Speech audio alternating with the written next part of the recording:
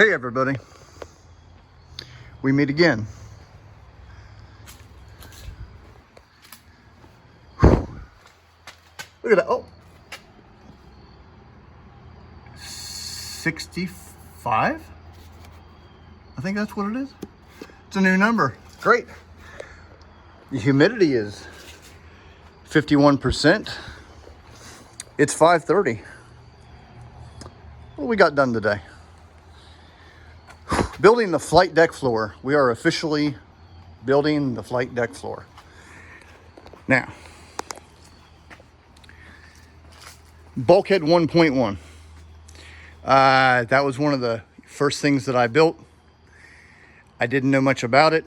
In order to access bulkhead 1.1, there's a ramp. It drops down, and there's a turret that mounts right there. Well, there's a door right there. And it's a very small door. It's about maybe 2 feet by, say, 18, 16 inches. And it's 5 feet off the ground. Long story short, the guy who measures the B-36 at the museum for me, I can't expect him to go up there, crawl up through there and into the turret bay and then measure the stuff. Because there's also a bulkhead here, which would, because this is 1.0, it would be a half number lower than 1, so it's like 0.2. So we'll call that bulkhead 0.2. So he's here, and he's got to get over this bulkhead, and then get into I think it's about 14 inches for the ammo boxes, 14 or 16. He can't get up there and measure it. Didn't even ask. So I kind of had to wing this, and I did it by counting rivets. I always felt that it looked a bit too big. I've got really good pictures of the B-36 on the assembly line that I compared them to. You know, picture taken 100 feet away versus what I got. It made sense. Up until the time I started building the flight deck floor, that is. So the first thing I did, I'll show you what I did inside, but since we're here, I raised this up. This was initially flush, this bend. So I raised it up about 1.5 inches, 3/4 of an inch. Let's go look on the other side. A little late on my thank you for my most recent GoFundMe donation. If I remember it correctly, it was the Historical Society from Loring Air Force Base, or Historical Society. Just Loring's is where the B-36 flew out of. Thank you very much for that help. That's why I'm here today, specifically here today. I've got a lot done here today. On the real B-36, there's a shelf here that protrudes from 1.0, about 3 inches. And there's a lip that goes vertical. I didn't know if it was rounded or straight based on the pictures that I've taken, because the pictures that I have taken are back here, you know, kind of looking at it from afar. So I think that's a really good representation. I think it's going to be perfectly serviceable. What I did was, I know the flight deck floor is level with the sides, and I know the flight deck floor is made out of a 1 1/8 inch corrugated magnesium sheet. So I took that 1 1/8 inch and added a 1/16 of an inch on each side. So I came up with 1.250 inches.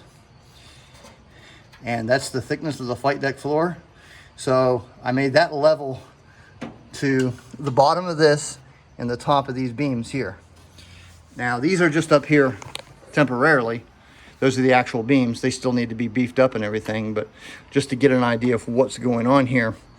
There's going to be a frame that attaches to these, and I believe it attaches up under there somewhere, but it runs down here, and that's going to create the box for, I don't really know what that box does. It's just an empty space, but there's like an empty space here, and then there's a box or a frame here, I guess you'd say a lateral frame, and then an open space, and that's where the control yokes go. So you got the yoke that comes down here, and then it's got a big pipe or, you know, cast magnesium structure, and it goes up to the other yoke. So once I get that in there, I'll have a crude mock-up of the control column, and when you pull on one, the other one comes back, of course, and of course they mount to the big. You know what? I sat there looking at it this morning, and I know what those things are called. This is part 2 of me not knowing what those things are called. Shoot. Anyways, when you pull on the controls, it makes those things transfer wires, segments. They're called segments. They're rudder segments, and they're rollers. You got one down on the floor for, I think, the rudders. They're down on the floor, and they take power from the rudder, transition it via the cables to more pulleys throughout the fuselage. And these guys up here, this big thing that's about 2 feet long, it's all cast mag. It's what takes the input from the column. There's a little, the column is here. There's a rod that goes back in with it, and it does that. Segments, rudder segments. If I'm wrong, I'm wrong. I'll get it right next time, or at least I'll die trying. Flight deck floor. This is an actual portion of a real B-36, not flight deck floor, but aft compartment floor.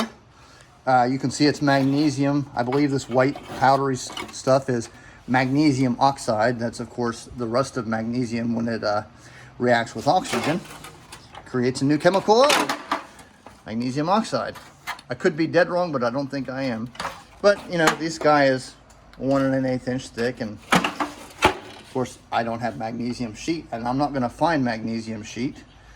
So I'm going to have to do this out of 20 gauge aluminum, and I'm going to have to make a form. And luckily, this is probably the actual shape I'm going to have to do. I mean, if I put that up there, yeah, I mean, so I'll just have to make that by stamping the pieces. I'll probably make a wooden jig or a form, and they come back all the way to about right there. So that's cool. I don't know if I mentioned it in the other video or not, but from the furthest part that sticks out from bulkhead 1.0, tape measure on it, back to this point right there is 102 inches. Excuse me.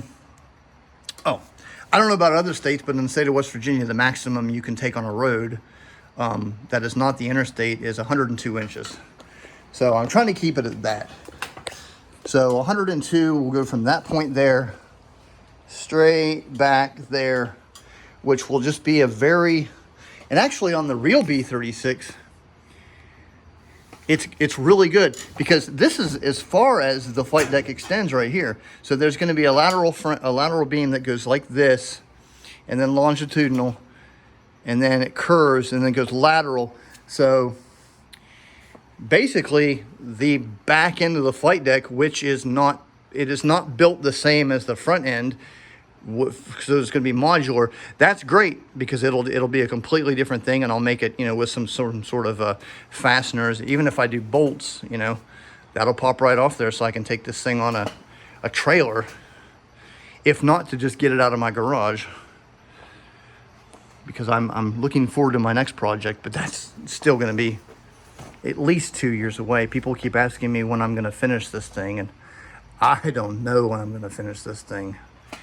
It all comes down to one thing, and it's pretty much money. The balance of, you know, me having to make money on the side versus me working on this thing.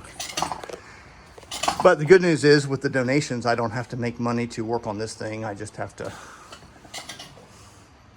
build this thing. So I think that's about it. The flight deck floor is going to be, you know, built in stages. I was initially going to just do 2 or 4 102s, but I'm just going to bulk it up and beef it up as I go. I'm really confused.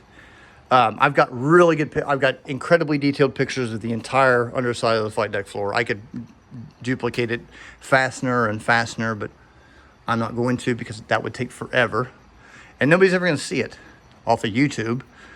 But it goes straight back, and I don't understand where it attaches to, because imagine if the beam is here, you've got this on this side over here too. So unless there's some small beams inside there, that's one theory. The other theory is that the wheel box in the lower compartment where the nose wheel is, it's actually part of bulkhead 3.0. I theorize that those four flight deck beams, they rest on it, and it wouldn't take much. You'd be barely visible in the pictures that I've taken. So that's a question I'm trying to answer right now, because nothing makes any sense. But I've been there before. Well, anyways, just other than this detail that I popped in there, this is something that I've been wanting to build for a very long time. It's actually a little bit too short, because these frames, once again, they're just a guesstimation, because I couldn't get the guy to crawl up there and measure them for me. And sadly, I don't have engineering drawings. Oh, we can look up in here now.